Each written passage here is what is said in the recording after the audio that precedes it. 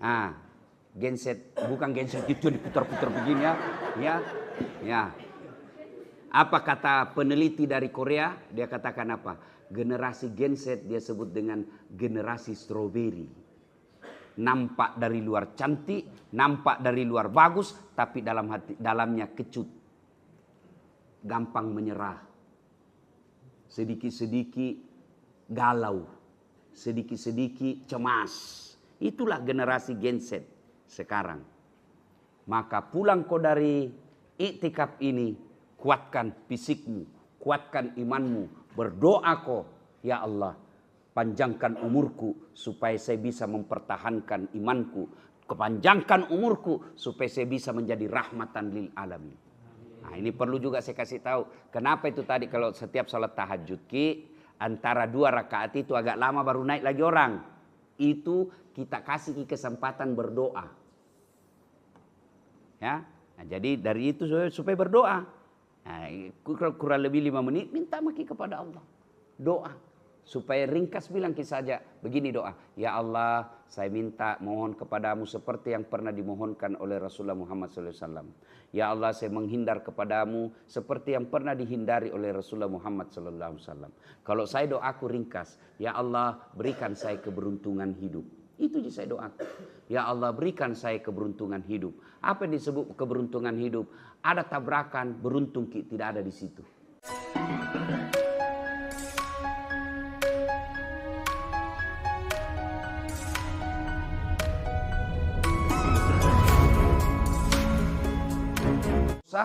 Bukanlah pelanggaran moral kalau perempuan suka sama laki-laki lebih awal. Tapi jaga harga dirimu. Jantungku terlalu pugar. Wih cowok, kusuka nu. Jangan juga begitu. Cari kok orang yang bisa menjaga harga dirimu. Sudah. Akhirnya terjadi pernikahan. Khadijah umurnya 40 tahun. Muhammad sallallahu alaihi wasallam 25 tahun. Mulailah terangkat derajatnya Muhammad. Makin disuka orang. Tapi pada usia Nabi Muhammad sallallahu alaihi wasallam 40 tahun diangkat menjadi rasul. Nabi kebiasaannya dia lihatlah orang Mekah. Orang Mekah waktu itu kita kenal dengan istilah jahiliyah. Jahiliyah itu kenapa? 1, dia sembah Tuhan 4. 4 Tuhan dia sembah. Latta, Manat, Uzza dan Hubal. 4 Tuhannya. Lalu datang Muhammad mengatakan, La ilaha illallah. Tiada Tuhan selain Allah. Allah ahad. Allah ahad. Allah ahad. Allah cuma satu. Allah cuma satu. Nabi bilang kafir Quraisy, bagaimana tonseng ini kau Muhammad? 4 saja Tuhan, tak susah maki. Nah kau ku bilang 1 tidak dilihat lagi. Tidak masuk dia kalku deh. Waktu itu Nabi gelisah. Perempuan waktu itu zaman jahiliyah dianggap aib. Artinya apa? Kalau ada anak perempuan dalam satu rumah itu dianggap busuk keluarga. Coba bayangkan itu. Perempuan dianggap aib. Bahkan ada sahabat yang lahir anaknya perempuan diambil masih dalam keadaan orok merah, dia rebut dari istrinya, dia kubur hidup-hidup. Jahiliyah. Sembahnya Tuhannya 4. Dia bikin Tuhannya berdasarkan kekuatan ekonominya. Kalau dia kaya sekali, dia bikin Tuhannya seperti manusia, dia sembah dan buat dari emas. Yang agak bawa sedikit dari perak, bawanya lagi dari besi, bawanya lagi kayu, bawanya lagi tepung terigu. Nah bikin Tuhannya, nah bikin kepalana, nah bikin badanna, nah bikin tanganna. Sudah ini sembah, nah lihat-lihati. Lapar nih. Roti ini dah leka nggak? Roti di depan ada lapar ki. Lalu dia bilang, kering, pamupura mama kate.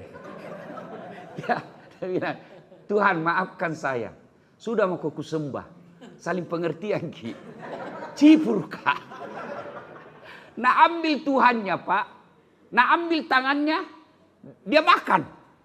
Nah ambil kakinya, nah makan. Terakhir nah ambil kepalanya, nah makan. Sejahat-jahatnya bangsa Indonesia, belum pernah ada makan Tuhannya, Pak. Tapi Arab jahiliyah dulu Tuhannya namakan. Makanya disebut jahiliyah. Lalu Muhammad, kenapa ini sekampungku na beleng-beleng ngasih? Kenapa kau sembah itu patung? Tolong tuh. Sangingnya lalon yo patung yang bikin patung kau sembah. Kenapa ini patung? Ini patung nggak bisa ngapa-ngapain. Sekalian bikin patung yang jago. Iya toh? Muhammad gelisah. Yang disebut kalau bahasa dalam dunia akademik kepekaan sosial. Akhirnya naik ke gua. Namanya Gua Hira. Jabal. Keras-keras saya kok, jangan ragu-ragu. Jabal. Karena tidak percaya kok. Benarkah ini, betulkah ini. Jabal Nur. Ya. Nah, Nabi di dalam Gua Hira bersemedi kalau bahasa Jawa. Turun Jibril, dia peluk Muhammad. Muhammad, ikra, baca Muhammad. Nabi bilang, Muhammad, bagaimana caranya? Saya tidak tahu membaca. Ikra, baca kok. Dan aku sengi kodong. Ikra, baca. Makin dia peluk sampai Nabi sesak napas. Lalu Nabi mengucapkan, Ikra, bismi rabbikal ladzi khalaq. Sampai ayat kelima. Maka pada malam itu dilantiklah Rasulullah Muhammad SAW menjadi nabi dan rasul yang terakhir, yang kita kenal dengan istilah nuzulul Quran, yang istilahnya itu turunnya Al-Quran yang pertama. Nah, kita peringati. Sudah itu Nabi menggigil, dingin. Dia pulang ke rumahnya. Siapa istrinya tadi, Bu? Siapa istrinya? Siti Khadijah. Assalamualaikum warahmatullahi wabarakatuh. Dingin sekali ini sayang. Dingin. Selimuti saya. Ibu, kira-kira kalau kita 3 hari 3 malam tidak ada kabarnya suami kita, ditelepon tidak nangka ki, di WhatsApp kita baca ji, tidak na balas sih. Ditelepon na rejeki, tidak ada kabar-kabarna, tiba-tiba datang bilang selimuti saya, dingin nggak? Kira-kira kita selimuti ibu? Balle kok. Pasti nu bilang batu kebaik kok cilaka. Dari mana kok? Pulang-pulang menggigil minta diselimuti. Dari mana kok? Mana HP nu? Allahu Akbar. Siti Khadijah tidak. Apa dia katakan? Sami'na wa ata'na. Saya dengar dan saya taati. Maka ibu-ibu pulang, jadilah istri yang soleh. Jadilah istri yang taat sama suami. Biar kau tiap malam datang tahajud di sini menangis-nangis, tapi kurang ngajar kau sama suamimu. Tidak ada nuda apa. Ya Bu. Tapi sekarang ibu-ibu jarang ngurus suami. Saya ingat almarhum bapakku. Sebelum pergi sawah kalau pagi-pagi, sudah ada mie kopina. Pasti sudah ada kopi. Minum kopi baru pergi sawah. Kata bapak-bapak, dibikinan kok kopi. Bohong kok kalau dibikinan kok. Bukti apa? Ada semua kok pagi-pagi di warkop. Saya tanya, kenapa pergi warkop? Nggak nak bikin kok kopi strino di rumah. Nah bilang nak bikin justas, cuma ndak enak. Kopi diminum, omel dirasa. Makalah kola cilaka. Ya, Khadijah akhirnya pada saat itu setelah Nabi diangkat menjadi Nabi dan Rasul, kedinginan, lalu Khadijah panggil sepupu satu kalinya namanya Waraka bin Naufal. Pendeta, dalam keadaan tunanetra itu pendeta, tidak bisa melihat, datang, Nabi ceritakan. Lalu apa kata pendeta itu? Muhammad, apa yang datangi kamu itu sama persis yang mendatangi Adam, sama persis yang mendatangi Ibrahim, sama persis yang mendatangi Daud alaihissalam, sama persis yang mendatangi Isa alaihissalam. Kau diangkat jadi rasul. Dan beliau ini yang pendeta memprediksi andai saja saya masih hidup, andai saja umurku panjang, pada saat kamu diusir dari umatmu, saya akan bantu kau pada waktu itu. Dia sudah tahu bahwa Muhammad akan diusir, itulah hijrah. Nah, diangkat menjadi rasul, mulailah Nabi dibenci. Sampai puncak kebenciannya kepada Bani Hashim, diisolasi. Jadi di Mekah waktu itu pusatnya ada di Ka'bah. Masing-masing sudut ada, kalau bahasana sekarang, komunitas. Komunitasnya Umar bin Khattab. Komunitasnya Muhammad yang kita kenal dengan Bani Hashim. Maka pembesar-pembesar Yahudi, pembesar-pembesar Quraisy, Abu Jahal, Abu Lahab, Abu Sofyan, dan Abu Goso, nah, berkumpul, bermusyawarah. Ini Muhammad makin membahayakan. Maka diambil keputusan tidak boleh bertransaksi, tidak boleh berbisnis, tidak boleh berniaga, tidak boleh kejual gandummu, tidak boleh kejual kainmu, tidak boleh kejual kurmamu, tidak boleh kejual untamu, dan beli barang-barang mereka. Selama ini isolasi dilakukan. Berapa lama diisolasi Rasul? Boykot 3 tahun. Puluhan sahabat mati kelaparan. Disinilah habis hartanya Khadijah, cinta Rasulullah Sallallahu Alaihi Wasallam, ibu kita kaum muslimin. Habis hartanya untuk apa? Dia bagi pada saat diisolasi. Ibaratnya begini, seluruh warga BTP, jangko pergi belanja di sana, jangko beli barang-barangnya, jangko kasih masuk bensin, jangko kasih masuk beras, dimusuhi. Itulah Bani Hashim waktu itu. Habis hartanya Khadijah. Dan pada saat sakaratil maut, Bapak tahu baju yang dipakai Siti Khadijah, kusam 8 kali ditambal.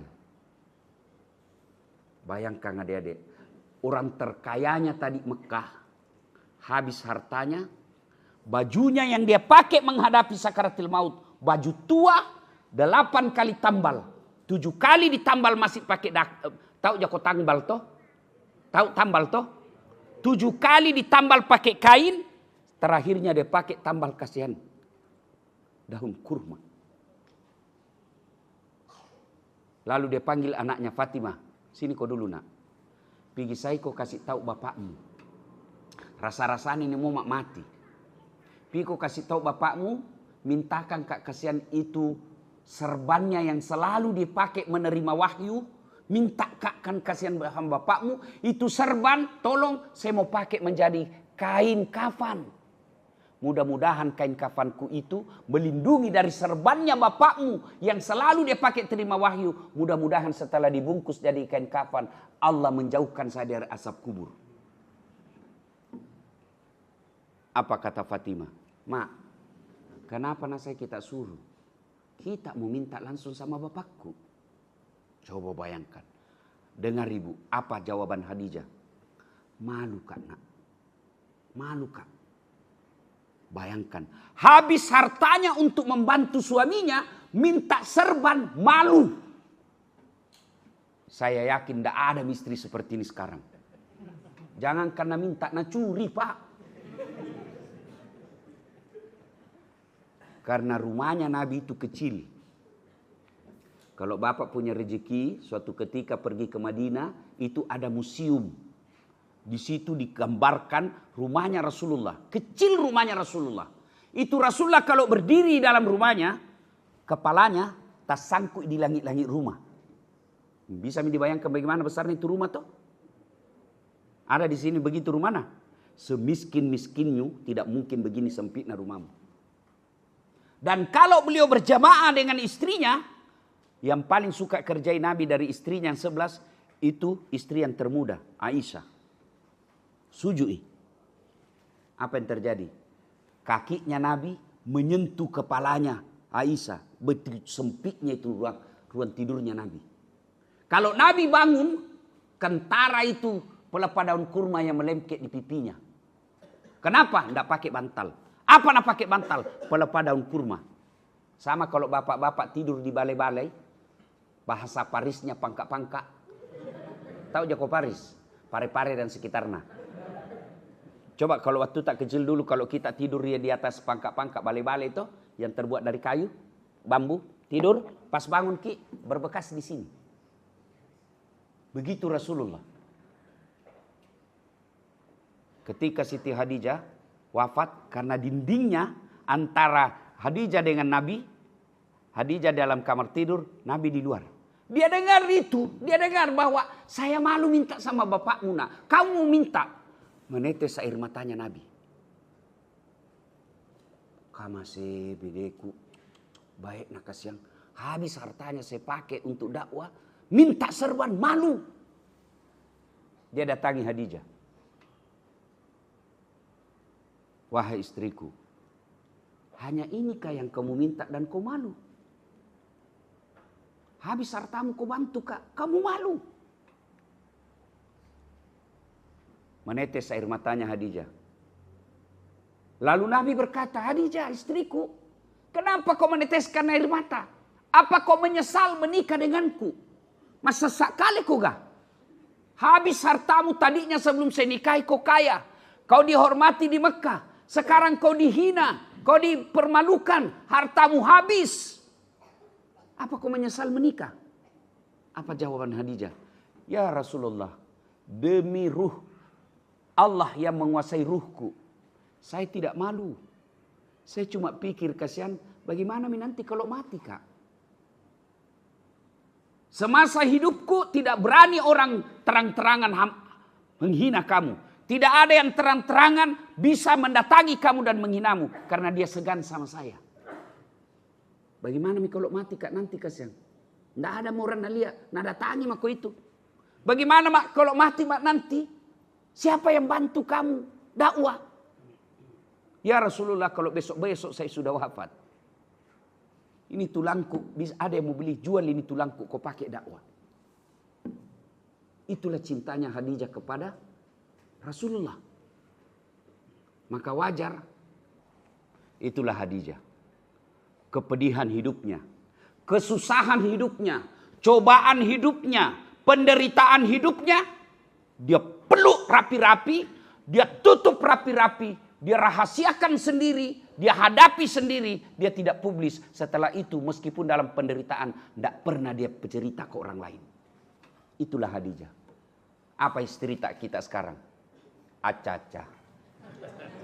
Pacala.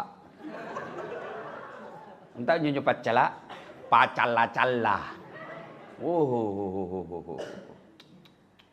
Baru sedikit menderita pergi curhat. Kau ni dan suamiku jelek dan sifatnya. Kenapa nak beli? Tak pernah nak belikan baju baru. Mau beli lebaran tak tu nak beli baju baru mama dah terus nak belikan. Coba nak cerita aibnya suaminya sama tetangganya. Baru coba bilang gagah ji. Jelek dah ji lagi. Itu mama si jengkelku kalau tidur itu beda ngoro ki. Baby poing. Kalau begini sifatmu, kamu bukan bagian daripada orang yang Allah sediakan rumah istana yang terbuat dari mutiara. Adik-adik, jangan kau suka cerita susahnya hidupmu. Lebih baik kau hadapi. Pasir jadikan mutiara. Itulah Khadijah. Bedanya orang optimis dengan pesimis. Kalau orang optimis, masalah dia jadikan tantangan. Kalau orang pesimis, barang bagus dia jadikan masalah. Apa? Selalu sangka buruk. Bagaimana nanti begini? Bagaimana nanti begini? Bagaimana nanti begini? Sangka buruk. Orang optimis, barang dia selalu sudut panjang, selalu bagus. Pasti ada hikmahnya ini, pasti ada hikmahnya ini, pasti ada rencana Allah. Jangan kau pernah sangka buruk. Kalau sangka buruk kok, maka itu akan terjadi. Kenapa? Ana indasanni abdibi. Saya tergantung sangkanya hambaku. Kalau dia sangka baik, baik kok. Kalau dia sangka jelek, jelek. Maka ketika ada masalah dalam hidupmu, kau percaya ini cara Allah pelihara saya. Saya tidak mau contoh orang lain, saya mau. Setelah saya beberapa tahun terakhir ini setelah viral-viral, hidup saya agak lebih baik. Baru saya bilang begini dalam hati, Kalau saya bermuhasabah. Oh, begini caranya Tuhan pelihara. Dia susah sekali. Bayangkan kalau jalan kaki dari Jalan Harimau pergi di situ Alaudinga. Dilewati itu pasar apa namanya itu? Baeng-baeng. Jalan kaki. Kadangkala jalan kaki dari Jalan Harimau. Karena saya ngontrak 9 tahun Jalan Harimau. Jalan Harimau, jalan kaki, pergi jalan Cakalang, SMA 4. Coba kalau kaya kak dulu waktu itu. Anda jari ya ustaz, barangkali jari ya geng motor. Ya, jadi adik-adik, kalau susah hidupnya orang tuamu, miskin, begitu cara Allah jaga kau. Supaya kau kuat. Supaya kau penuh tantangan, supaya kau cepat dewasa. Coba lihat anak-anak dulu dengan sekarang. Anak-anak dulu pak, kita waktu tak kecil di kampung, ada namanya cokbo. Kalau hujan keras makin disuka. Pergi orang jambatan basi. Berdiri baru terjun. Sung. Di sini ki jatuh, di situ ki kelihatan. Mandi sampai biru itu bibir. Tidak sakit-sakit. Kuat fisiknya. Sekarang anak-anak kah? Baru lihat petir demam mie.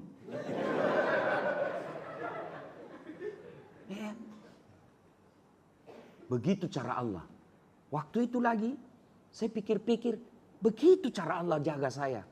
Rumah yang selalu saya tempati selalu dekat dengan masjid. Di rumahku di kampung dekat dari masjid. Nurul Iman namanya. Begitu saya pergi merantau menuntut ilmu ke Makassar, saya tinggal di Yosudarso. Ada lagi masjid di situ, dekatnya. Ada di situ namanya dulu toko Sanen, toko foto-foto. Di belakangnya situ ada masjid.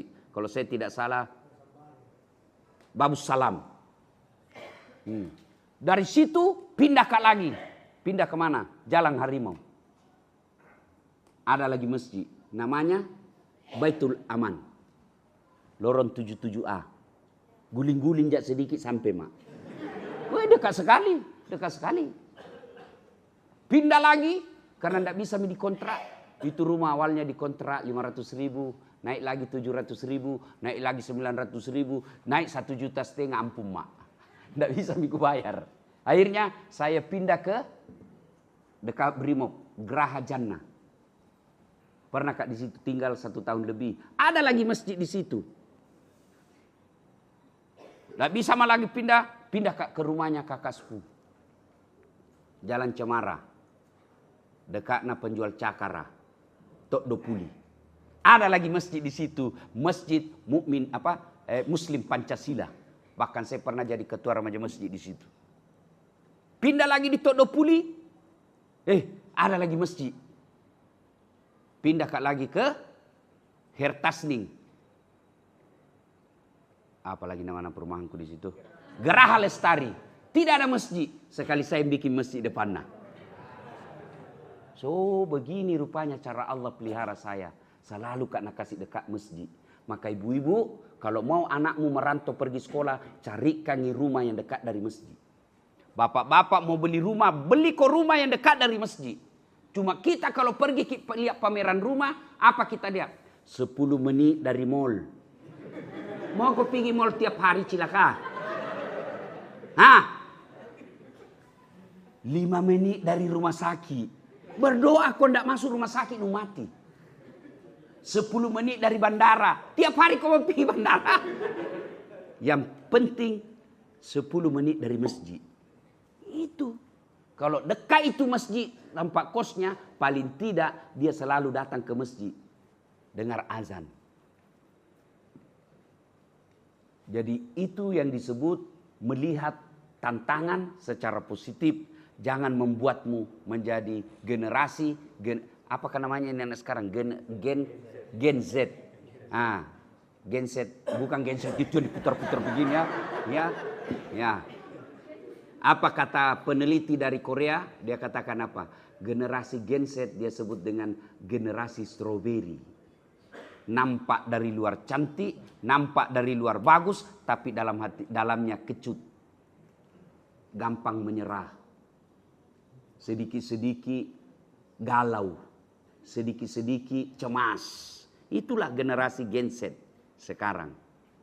Maka pulang kau dari iktikaf ini, kuatkan fisikmu, kuatkan imanmu, berdoa kau, ya Allah, panjangkan umurku supaya saya bisa mempertahankan imanku, kepanjangkan umurku supaya saya bisa menjadi rahmatan lil alamin. Nah, ini perlu juga saya kasih tahu. Kenapa itu tadi kalau setiap salat tahajud antara 2 rakaat itu agak lama baru naik lagi orang. Itu kita kasih kesempatan berdoa. Ya. Nah, jadi dari itu supaya berdoa. Nah, kurang lebih 5 menit minta maki kepada Allah. Doa. Supaya ringkas bilang saja begini doa. Ya Allah, saya minta mohon kepadamu seperti yang pernah dimohonkan oleh Rasulullah Muhammad SAW. Ya Allah, saya menghindar kepadamu seperti yang pernah dihindari oleh Rasulullah Muhammad SAW. Kalau saya doaku ringkas, ya Allah berikan saya keberuntungan hidup. Itu je saya doakan. Ya Allah berikan saya keberuntungan hidup. Apa yang disebut keberuntungan hidup? Ada tabrakan, beruntung tidak ada di situ. Ada gempa, beruntung tidak di situ. Dan itu buktinya ada gempa waktu di Mamuju. Itu orang nak kira semua mati. Karena dalam jadwal perjalanan saya, hotel yang runtuh itu malam itu ada di situ harusnya. Karena pemerintah provinsi Mamuju, Sulawesi Barat ngundang saya dan sudah ada tiket pesawat saya. Tapi saya bilang, Pak Sekda, jamin saya naik pesawat deh. Ada nih tiket jamin, saya mau naik mobil mau saja. Mau kak singgah lihat mamaku. Begitu cara Allah jaga kak. Tuh, naik mobil mak. Sampai di rumah, di kampung. Mau mak pergi. Kalau pergi kak hari itu, pergi kak setelah seperti yang saya mau. Ada mak dalam hotel. Tapi Nabi bilang mamaku, tunggu dulu nak. Purasisa pilorong. Sekali sudah piduhur. Oke? Sudah. Sudah itu. Sudah duhur. Hujan. Nalai bilang mamaku, makasih komandre ki yolo anu nak sanggara. Ya. Tahu di sanggara toh? Pisang goreng. Bikin lagi. Sudah bikin dekat asar. Nabi bilang mamaku, sekali sudah piasar ko jalan. Purasisa piasara. Pergilah saya sudah asar. Dan apa yang terjadi? Dengan terlambatnya dan singgahnya saya sama ibu saya tidak ada di hotel pada saat gempa. Kurang lebih 10 menit selisihnya. Andai saja saya datang naik pesawat, malam tidur yang terjadi gempa, ada di dalam situ. Maka semua orang menelpon. Lebih mati, korban midasat, korban mini. Kenapa HP tidak bisa dihubungi? Kenapa tidak bisa dihubungi? Jaringan hilang waktu gempa. Begitu cara Allah. Itu disebut keberuntungan hidup. Beruntung waktu gempa tidak sampai di situ. Beruntung waktu ada pembagian pulsa ada di situ. Beruntung namanya itu. Bapak saudara-saudara sekalian, karena waktu makan sahur telah tiba, sebentar lagi imsak. Imsaknya itu jam 4.42 kalau saya tidak salah. Yang jelas masih ada kurang lebih 40 menit. Terlewat-lewat kalau makan 40 menit. Nah, silakan menuju di mana yang disediakan? Di sana. Di sana ya. Biasanya di sana dekat itu ada mobil dapur. Sekarang kita ubah ke sini supaya jadi bapak masuk di sini, keluar ke sini supaya tidak ada double-double kah. Tuh, kalau di sana di situ tidak ditahu mana. Kalau ini satu jalan masuk, satu jalan keluar, keterlaluan kau sengaja mementom itu. Ya, selamat. Kami minta kalau bisa jaga kebersihan. Kalau tidak bisa jaga kebersihan jangan mengotori. Ya. Kemudian kalau sudah makan jangan pulang. Sebaiknya masuk kembali di sini kita ngaji bareng-bareng. Ya, zikir. Bahkan orang itikaf diam-diam saja itu duduk-duduk merenung itu sudah bagian dari itikaf.